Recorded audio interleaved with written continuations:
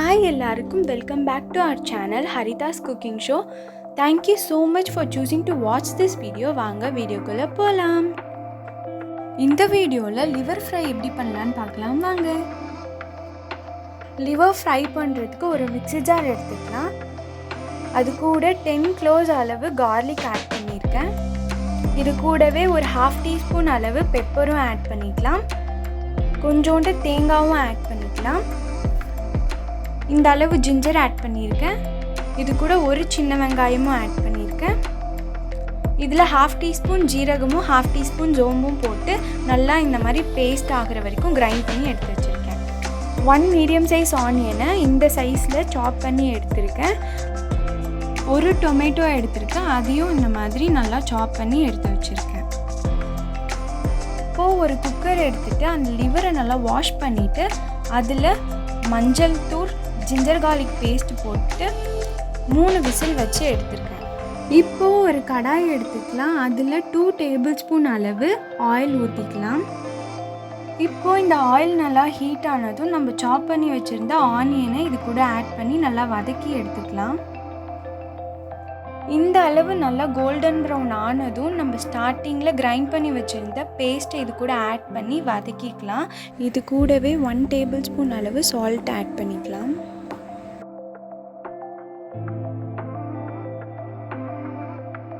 நம்ம போட்ட பேஸ்ட்டோட raw smell போனதும் அதில் 2 டேபிள் ஸ்பூன் அளவு சில்லி பவுடர் ஆட் பண்ணியிருக்கேன்.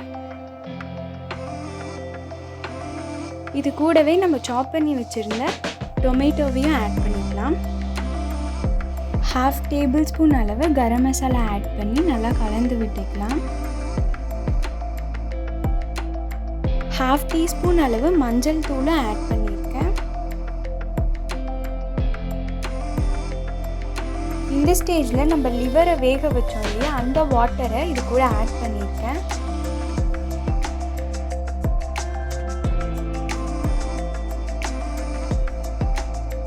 கிரேவி நல்லா கொதிச்சு வந்ததும் நம்ம ஒரு பிளேட் போட்டு மூடி ஃப்ளேமை லோ ஃப்ளேமாக வச்சு ஒரு 5 மினிட்ஸ் வச்சு எடுத்து பார்க்கலாம்.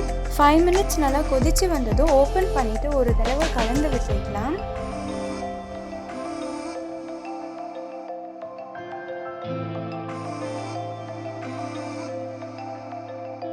இந்த மாதிரி கிரேவியில் நல்லா எண்ணெய் பிரிஞ்சு வந்ததும் அது கூட நம்ம வேக வச்சுருந்த அந்த லிவரை ஆட் பண்ணிவிட்டு நல்லா மிக்ஸ் பண்ணி விட்டுக்கலாம்.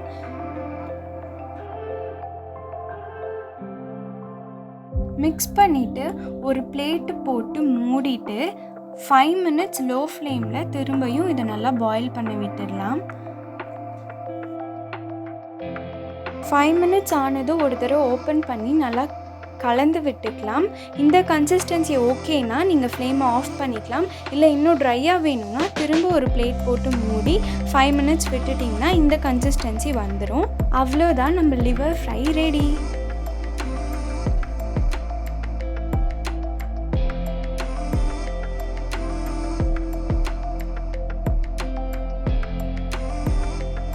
இந்த வீடியோ உங்களுக்கு பிடிச்சிருந்தா லைக் பண்ணுங்கள், ஷேர் பண்ணுங்கள், சப்ஸ்கிரைப் பண்ணுங்கள். தேங்க்ஸ் ஃபார் வாட்சிங்.